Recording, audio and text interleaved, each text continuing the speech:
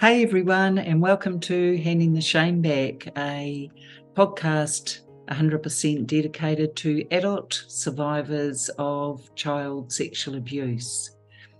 We have many interesting guests and many interesting topics to explore within that paradigm, and I have a wonderful guest to introduce you to today.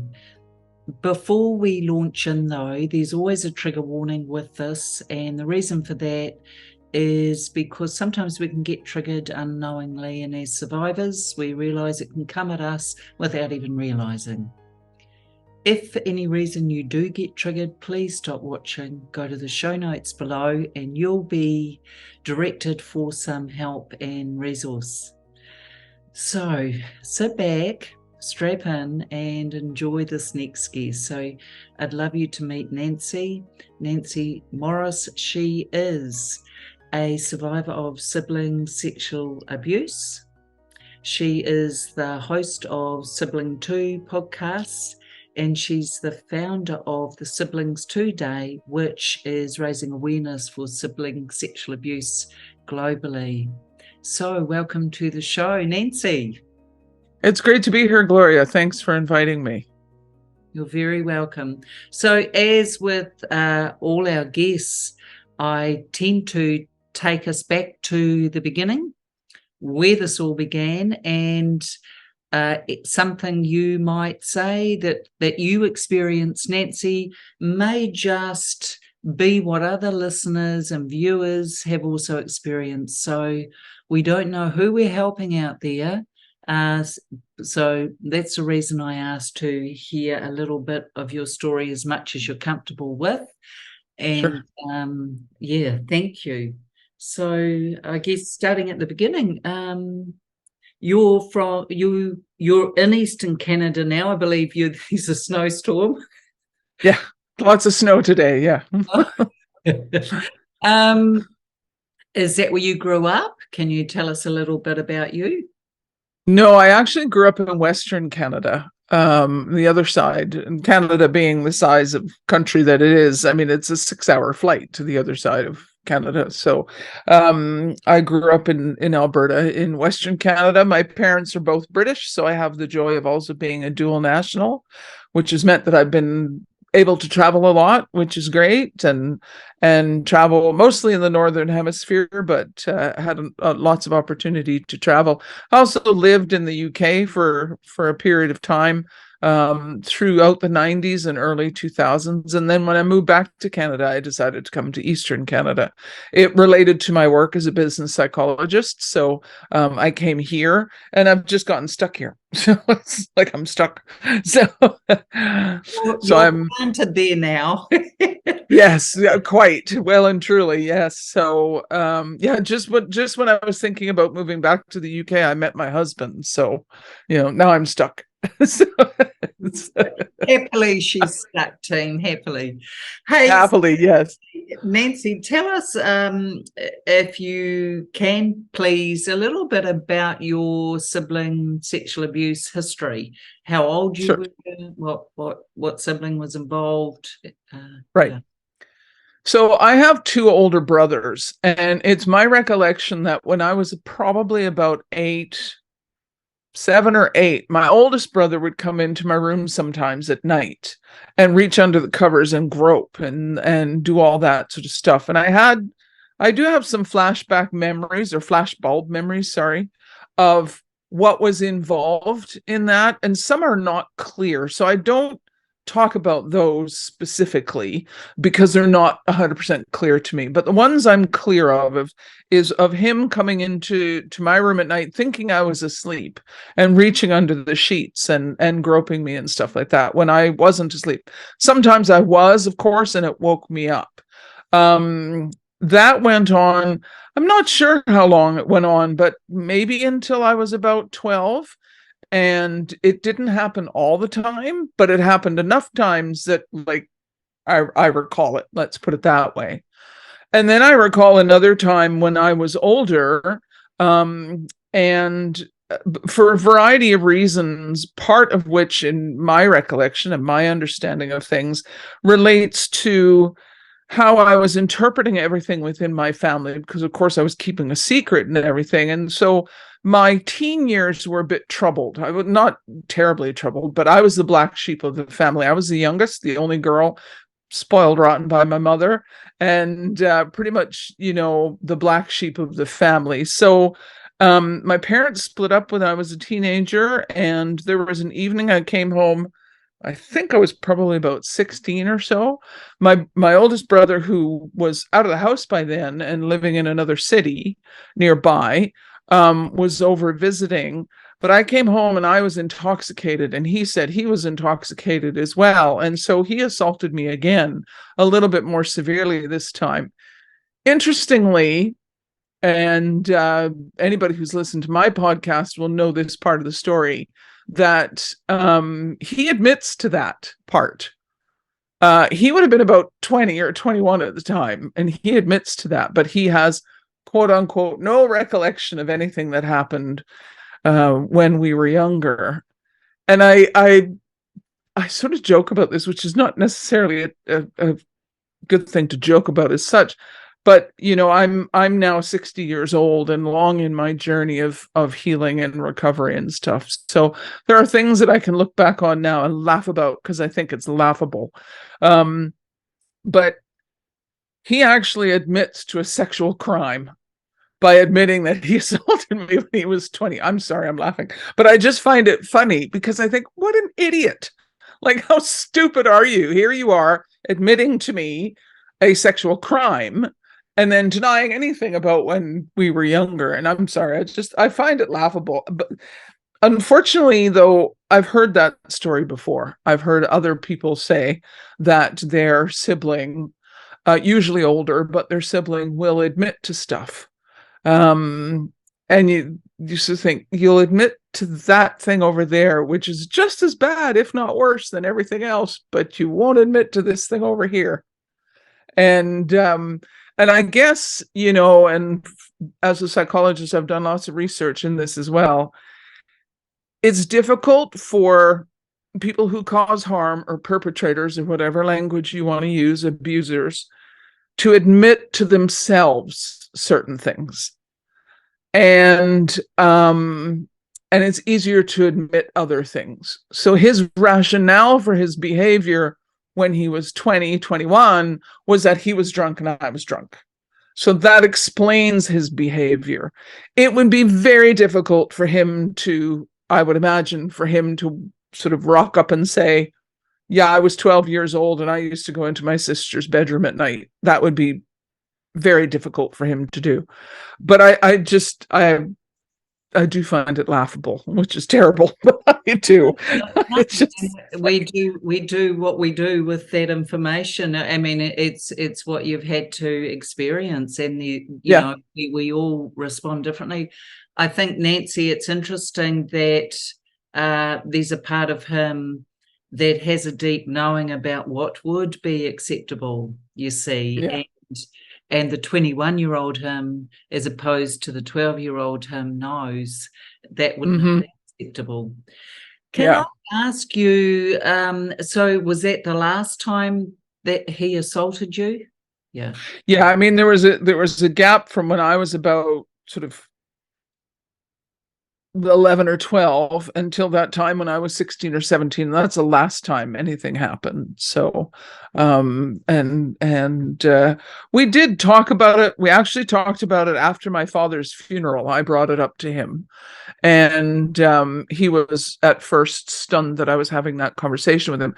But me and my two brothers sort of lived in different parts of the world at the time. My oldest brother, he was living in Indonesia and for years for his work, and my other brother was living in another city, and I was over here. I was in the UK at the time, so was my father. So it was sort of the first time we all got together at the same time, and so I brought it up to him then, and he was confused. He was confused. I was not, and I don't think he liked it that I was not confused. Well, so.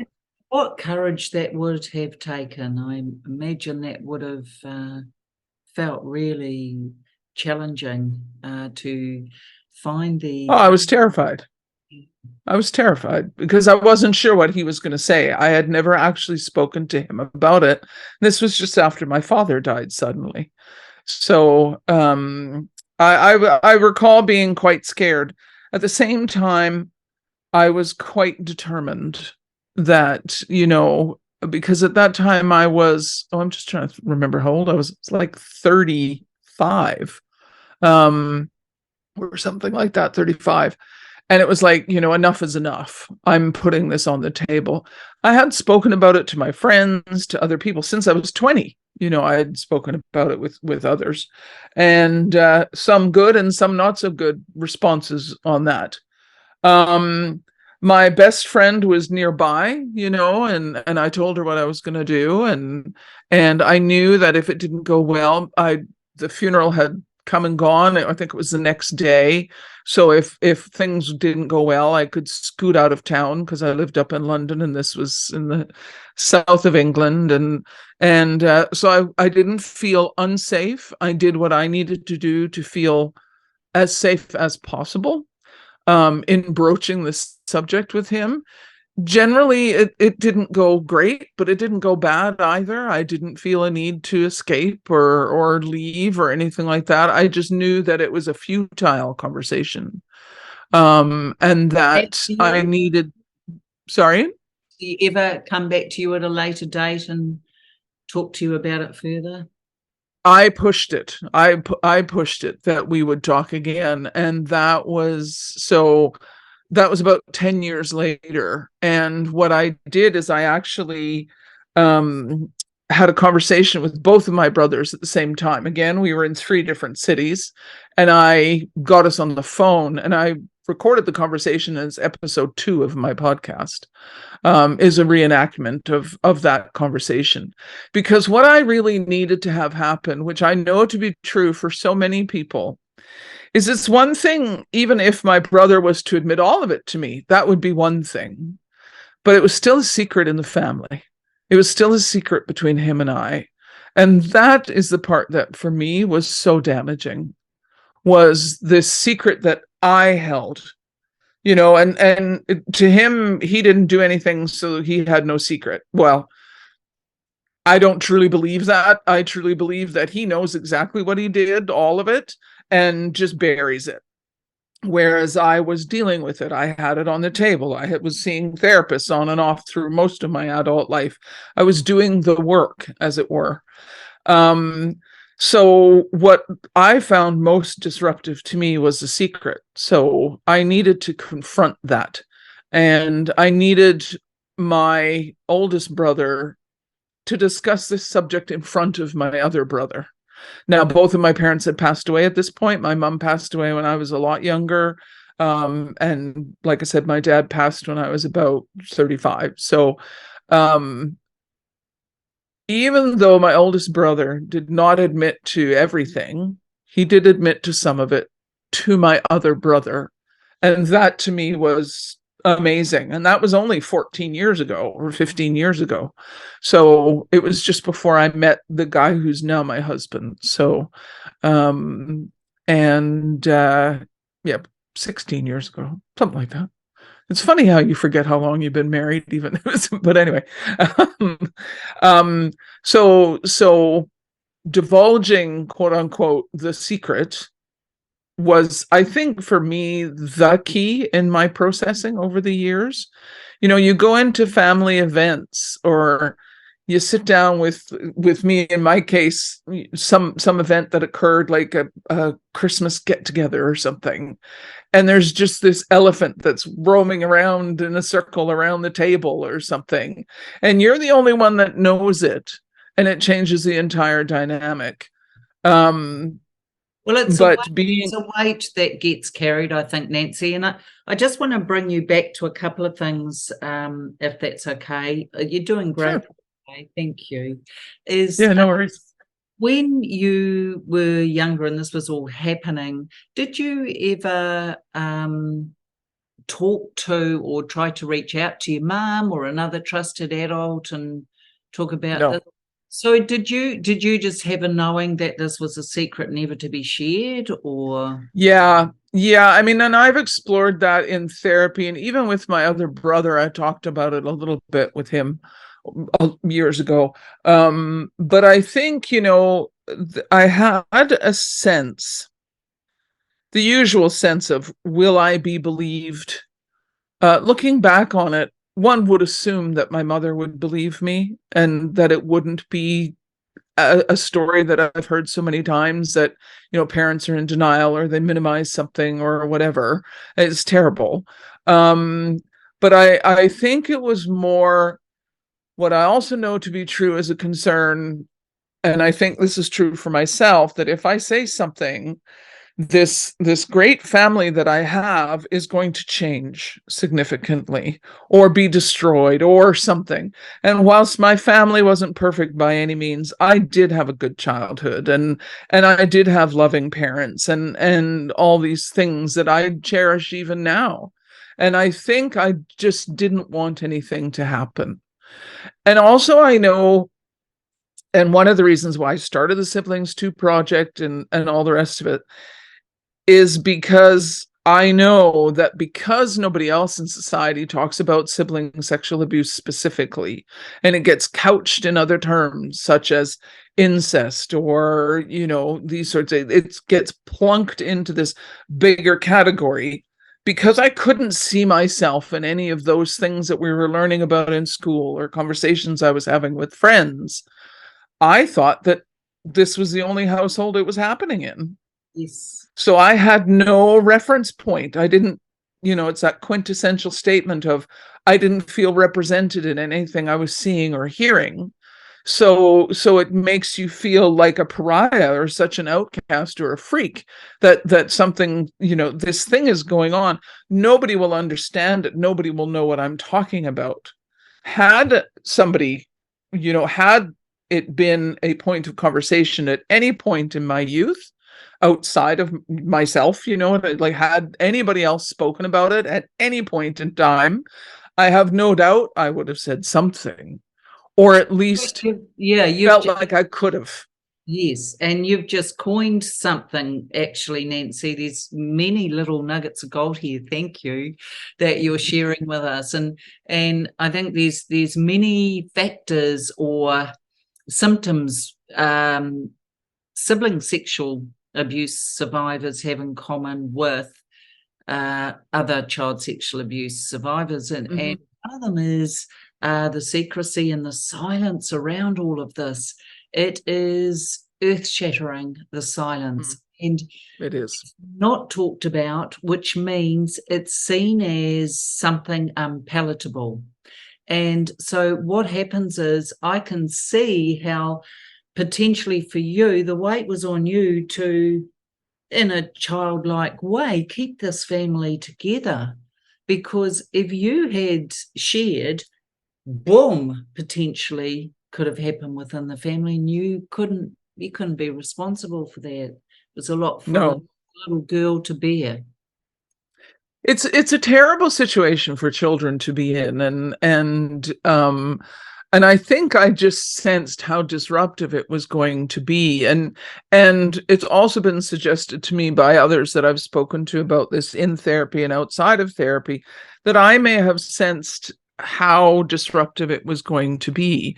I come from British parents. My father was a good man, but he was of a sort of upper middle class. Think Downton Abbey, not Lord Grantham, but where Michael and his mother lived in the little house. So he was raised in an environment where he actually saw his parents once a day for an hour, because the nannies took him from where he was to see his parents, sort of thing, So I'm not sure how the family would have coped with this kind of news.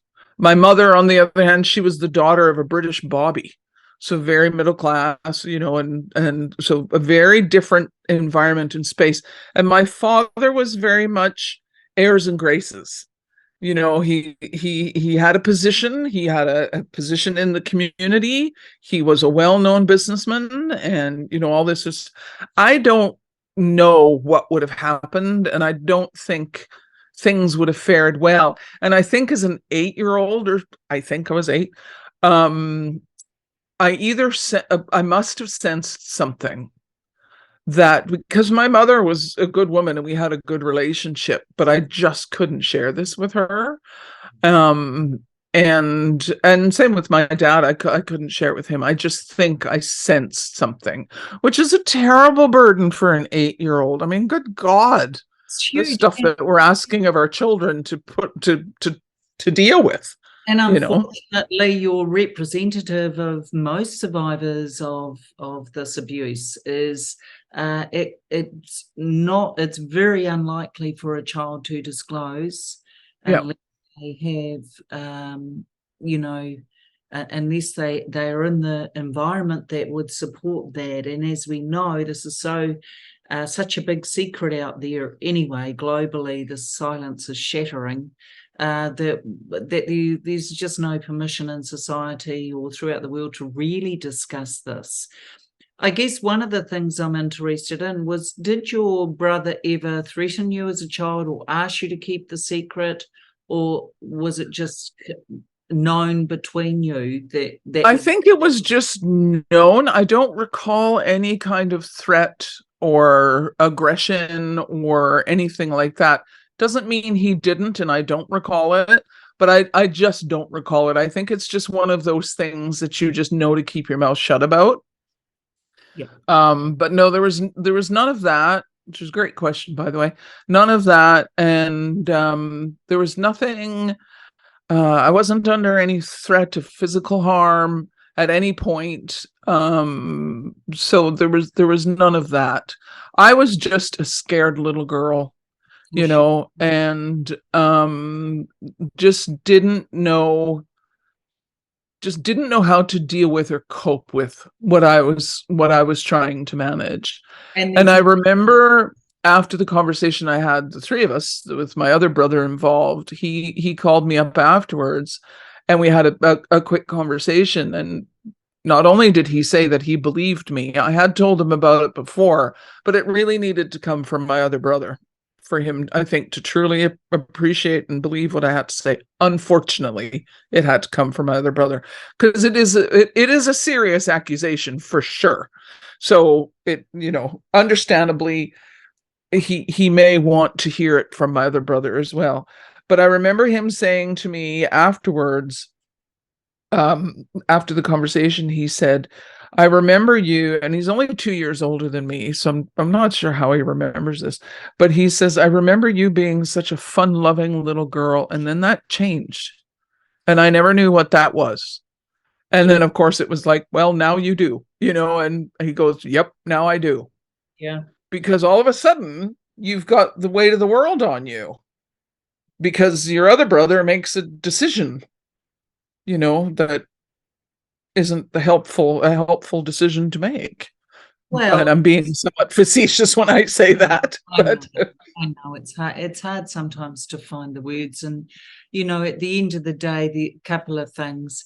Yes, it's unfortunate that your brother needed to have it confirmed by your older brother, but equally my response is always, why would you bother making it up?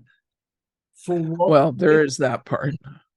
Well, I think I always come back to with children, adolescents, and adults when they recover memory is, why would they bother making? Well, I know for myself, because of all sorts of contributing factors, part of which was this, and how it impacted me. So being assaulted by my brother and what it did to my sense of self-esteem, I considered myself to be very low on any totem pole anywhere, sort of thing. And I know that I would embellish stories, I would lie, I would make up stuff to get attention. So you do that often enough, and you become the boy who cries wolf, or the girl in this case who cries wolf, where people are not always sure what you're telling them is accurate or correct.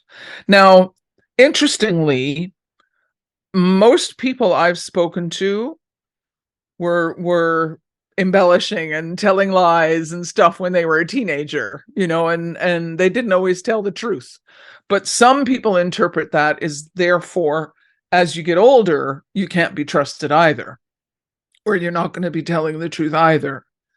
But I agree. Why would I, at the age of 25 or 30, turn around and say to my middle brother, this was going on, if it wasn't in fact true?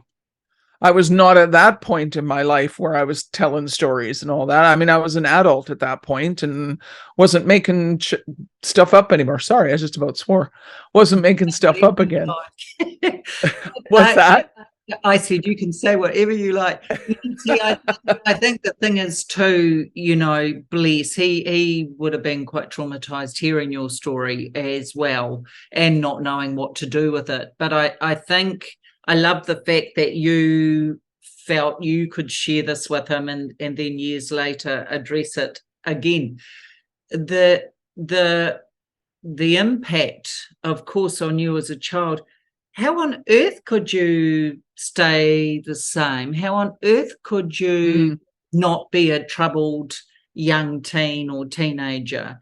This has to come out somehow. And for our beautiful survivor family watching, we all, if we cannot speak of it, it's going to be obvious in our behaviour.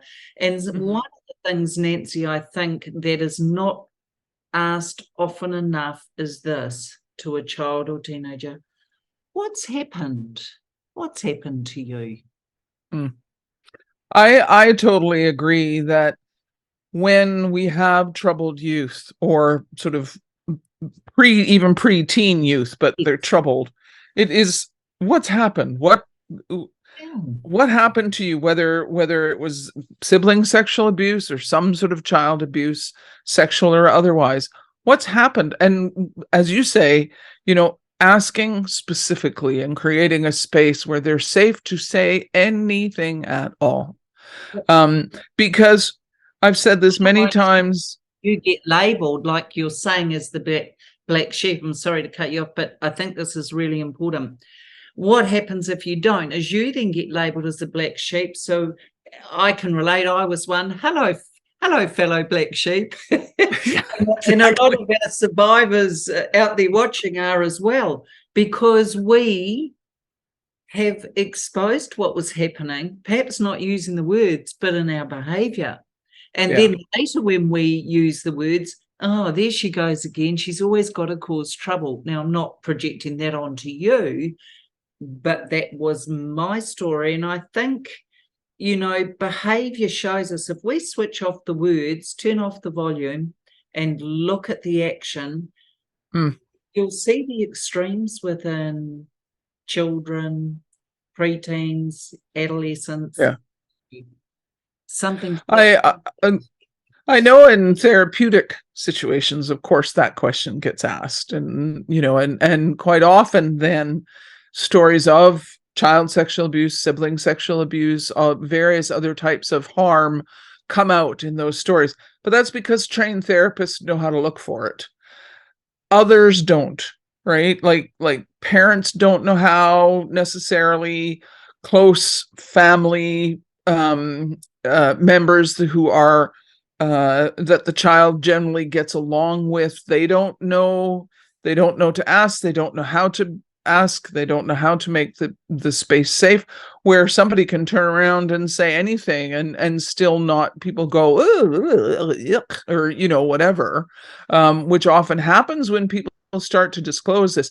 For adults to learn, whether it's parents or people who deal with children, to learn how to handle disclosure of anything, I think is a skill that needs to be taught quite purposefully, needs to be, and the information on how to do that needs to be widely available, so that people can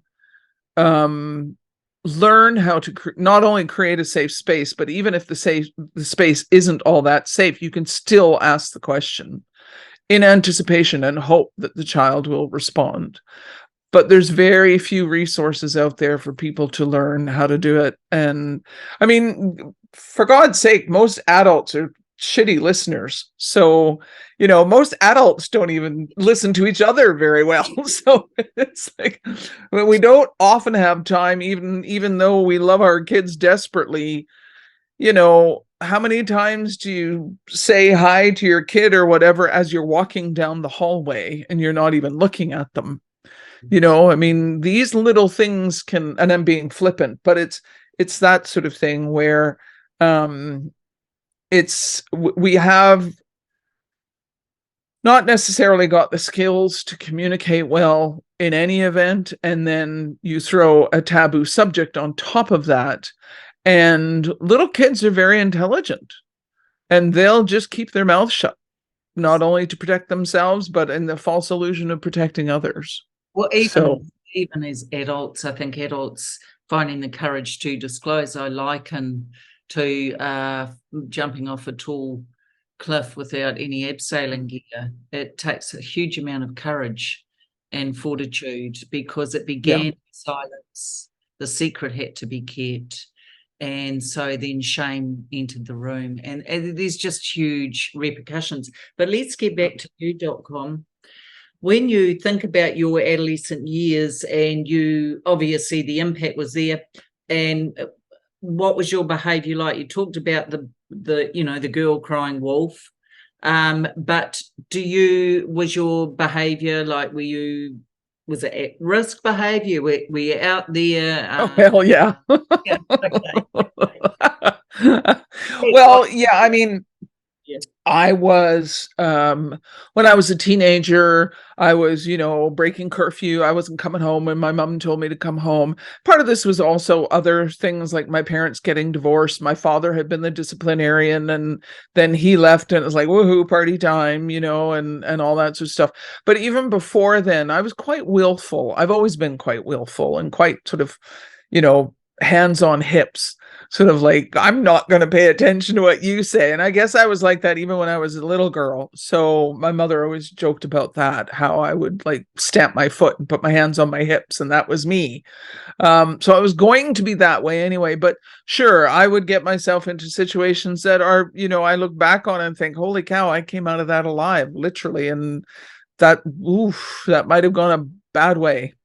So yeah, I put myself at risk a number of times in my sort of early to late teens, up until my mom passed when I was 20. So that altered my behavior a bit, but of course, but there was a good 7 years there between sort of 13 or so and when I was 20 that I did get myself into places. I was terrible, and I had been a straight A student until I hit grade 10 or age 15. I had been straight A, and then I started hanging around with people who were older than me and could get into the local bars and stuff like that. So in my first year of high school, my first semester, I skipped 30 classes. So, my straight A's went down into the tank, which is quite funny.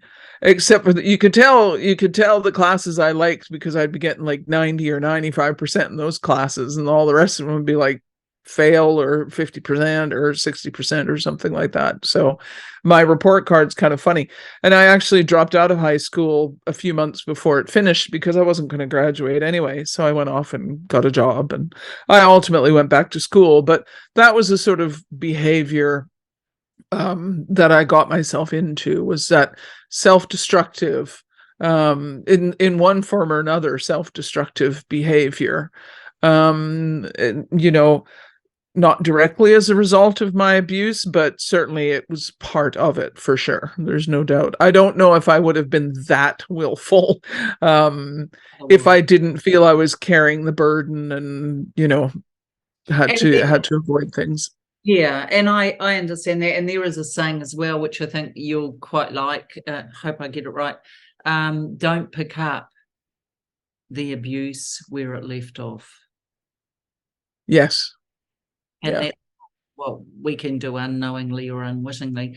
Nancy, tell us a little bit about what's happening now. You're running this amazing organisation, Siblings 2, Would you like to tell us a bit about that? Sure. I started the Siblings 2 project. I got the name as a nod of honor to the Me Too movement. So it's Siblings TOO, with this idea of, you know what, this sort of stuff happens to siblings or between siblings as well.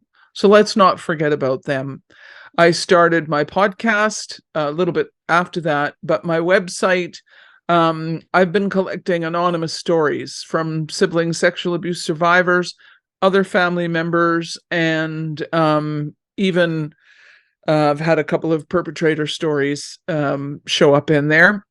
They are anonymous. I am a psychology researcher. I have an interest in narrative psychology, and the stories that we tell and how those stories can show us many things in research, in a research kind of way, by looking at the narratives and, you know, what are the themes in those stories. And so many people, I've got now hundreds of stories, and still they're coming in, particularly as the siblings2.com website becomes more popular because of the podcast. And those stories are now being put together specifically for the purposes of analysis and research in some form or another. So that's where I started. And then I started the podcast shortly after that. And I've had the great pleasure of interviewing all sorts of wonderful people. And I'm looking forward to our interview for my podcast another time. But people who are not only adult survivors, but parents, professionals, academics, legal information, etc., that has been really useful for people to listen in on, specifically about sibling sexual abuse. And the podcast is about to go weekly. It's been a bit ad hoc over the last couple of years, and particularly over COVID. It was, you know, I was working on other things, my business and such. So the podcast took a bit of a backseat for a while, but it's front and center at the moment. And we're now in the run up to the Siblings 2 Day, which is raising awareness internationally. I'll have a time slot in Australasia. So they'll be in Australasia. I want it to be international. So there's basically 3 different versions of it, all going out on Saturday, April 15th, at locally friendly times. So there's one time chunk that's friendly to New Zealand, Australia, Asia, and then there's another time friendly to Europe, Africa, and the United Kingdom, and then there's another time that's friendly to the Americas. And in that, I'm really happy I'm going to be joined by both international as well as local people, adult survivors, family members, professionals, academics, who are going to share what they know about sibling sexual abuse, its impacts, the obstacles and opportunities that we have now, particularly that the conversation about sibling sexual abuse is gaining traction. More and more things are coming out, such as a new documentary is coming out in Belgium specifically around sibling abuse, and a few other projects and things that are coming out.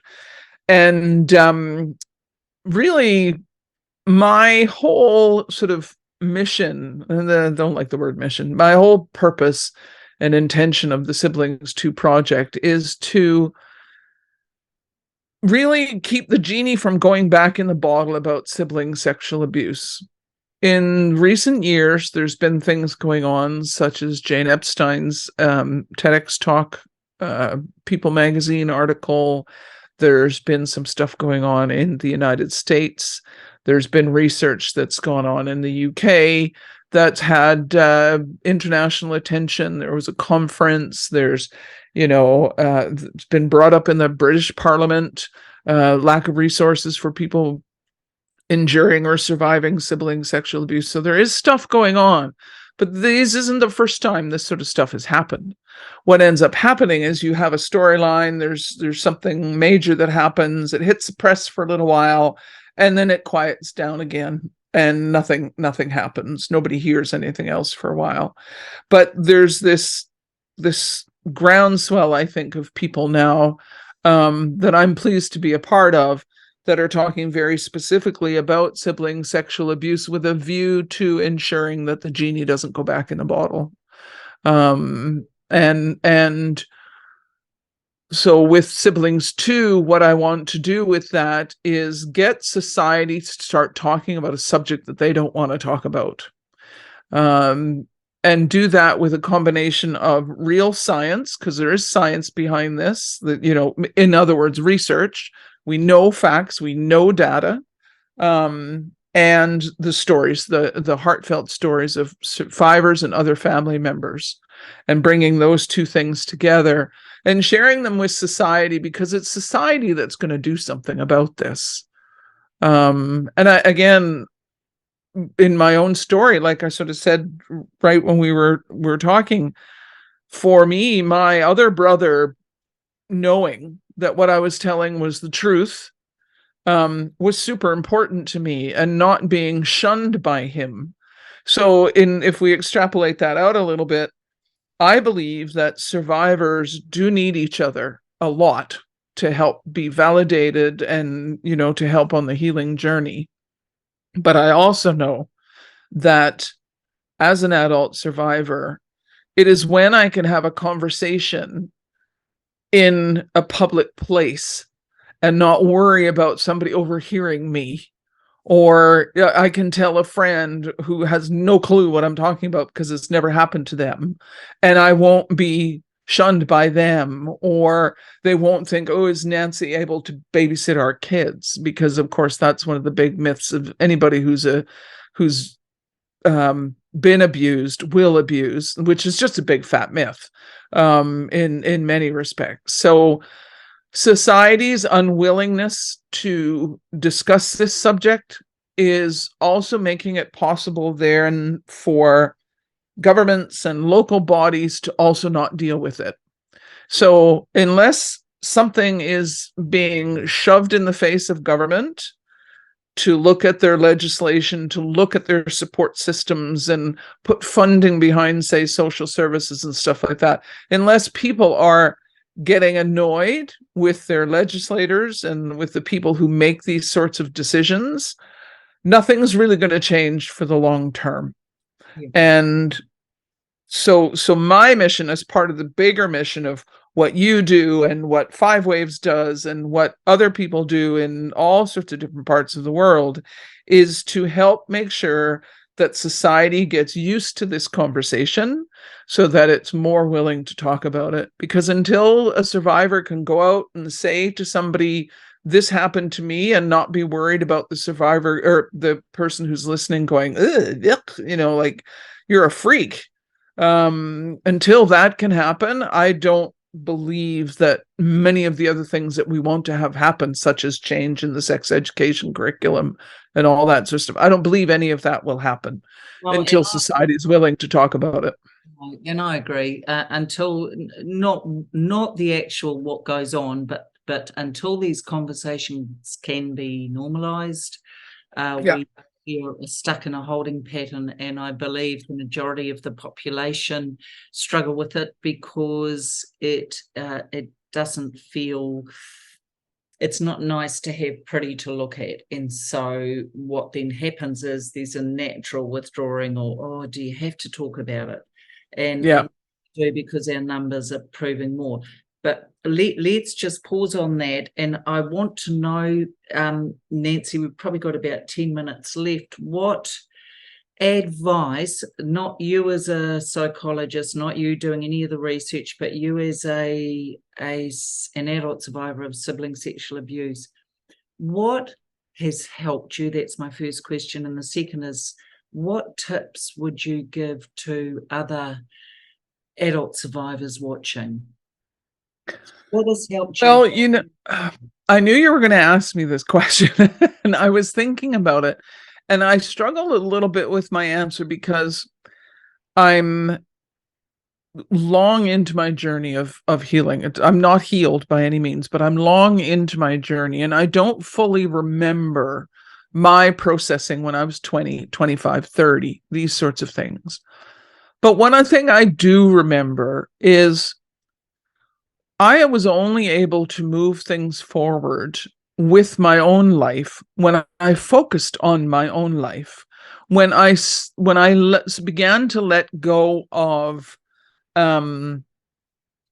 needing things to be different than they were. So I had to first be okay with what happened, and in that I had to accept that it did without being angry about it. I had to make it more of a fact rather than a whole emotional story, which sounds a little cold and I don't mean it to, but it's like, it is what it is. Right. Let's deal with it. That's sort of the attitude I had to get. And then I made a plan to deal with it. So I started reading, doing therapy, talking with other people, and working what I was wanting to do. So the advice part is to stop thinking about everybody else and start focusing on myself. What do I need? Not what does my family need, not what does my abuser need, because in my storyline, it was he needs to be protected. He's got a wife and kids and blah, blah, blah, all that sort of bullshit. And more about what do I need, making myself the priority. So that would be my advice. I read a few books that helped me along the way. And if you don't mind, I'd like to share those. An old one by Dr. Wayne Dyer, which some people will remember Dr. Dyer. It's his first book. Pardon me? Yeah. Well, his first book, or one of his first books, was way back in the 1970s, the late 70s, called Your Erroneous Zones. And what that is about is all about our ways that we're thinking in error, so erroneously, the way we let our mind get away from us. And he breaks different things down, such as worry and guilt and all these other things, and shame and stuff like that. And I think it was an excellent sort of opportunity for me to reflect on these things as it related to myself. The first time I read it and went, oh yeah, great, wonderful. And then I didn't do much with it, but it was 2 years later, I picked it up again and I read it again. And somewhere up in this bookcase, I have 2 or 3 copies of it because now I give it to people. It is one of the things that helped me the most in coming to terms with what had happened and what I needed to do to feel better. Now, I thought I got down a path of healing. Then I got married. All shit broke loose again. And so it was like, oh God, because there was all sorts of new. What's that? Chapter 2. Chapter 2, yeah. All sorts of different things I had to figure out. One thing that I've never done well with is being blamed for anything. I don't like being blamed because, of course, my brother blamed me for things. And he'd always made it, either directly or indirectly, my responsibility that these things happened. And then you perpetuate, and maybe I heard that from him when I was little, because I even remember thinking it when I was little, this is my fault. So maybe it was something he said to me, I don't know. So I've never been really good with being blamed. And I don't know about you, but when you're married, you're blamed for a lot. So and I have like teenage stepkids when I first got married, and oh my God, it's just like, oh, how to turn your life upside down. So being able to be less defensive about being blamed is super important to me. But my desire to not be blamed or have certain language about blame used in my general direction is all about boundaries. So what I had thought I had learned about boundaries, which I really needed to learn about, because with my brothers, I had to have boundaries in order to have that phone conversation with them, even to begin with. What I thought I knew about boundaries was nothing compared to what I know now about boundaries. So that's a continuous journey for me as well, is learning what my boundaries are, learning how to enforce them, and then reinforce them. Yeah. So again, advice would be focus on what you need and learn how to make really good boundaries. Yeah. And you know what? If somebody doesn't like your boundary, that's their problem. Yeah, because it's your boundary. Love it. Own your boundary. And the thing is, that's one of the key hallmarks for us as survivors. It's unlikely we would have good boundaries, Nancy, when you consider that our boundaries were ruptured at a very young age. Yeah. Yep. Even though instinctively we knew what was happening was wrong, we had no power to change it. So there's the blurred, there's the inconsistency. Yeah. And finally, I guess, what if you've got any, we looked at perhaps what's helped you, any last thoughts or ideas you might like to give our adult survivors that might help them on their way? I get asked a lot of things by adult survivors. I get emails from people through the website, conversations that I have for the podcast, and even my friends and stuff who know I'm working on this project with siblings too. They ask me about, the journey and stuff like that. And a final thought that I would like to share, which sounds quite trite, and I don't mean to be that way, but it really is like, in my experience of sibling sexual abuse over the years, because of the work that I've done, the decisions that I've made, the challenges that I've chosen to overcome, and all that sort of stuff, I use the term survivor now because that's the general term that society has for someone like me. However, I have had a big, amazing, wonderful life in many ways. And I am now able to relegate the experiences of the abuse from my brother into just that, into experiences. Instead of them being this big, heavy weight, instead of me being a survivor, these things are just part of my life experience. Another part of my life experience was my mother dying. Another part was me living in the UK and having a great time as a tour manager. And I took a bunch of people to Paris and Germany and all that. It was great. I had great fun. And whilst this whole situation was terrible, in time and with the work that I've done, I've been able to reduce the impact it has or the influence it has. And I no longer label myself anything in relation to it. And so what I would like to say to people is, and because somebody even recently said to me, how can I do this for the rest of my life? And so I would say, you're not going to do this for the rest of your life. You're going to do this until such time as this is just one of the number of thises you have in your life. And you will find your path. It's a lifelong journey in that regard, and things will show up, but like with getting married, I didn't anticipate the upheaval that would cause for me. But it's just a part of the journey. It is not in front of your face. It is not this thing that you continually beat yourself up with for the rest of your life. You and I are both examples of that. Yeah. And I like what you're saying. And I think that another little version of that potentially is, you are so much more than what happened to you.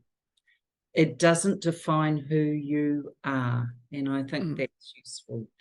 But hey, as we're going into close, Nancy, I just want to thank you so much for your time and your wisdom and experience that you've shared. It's been a lot of fun.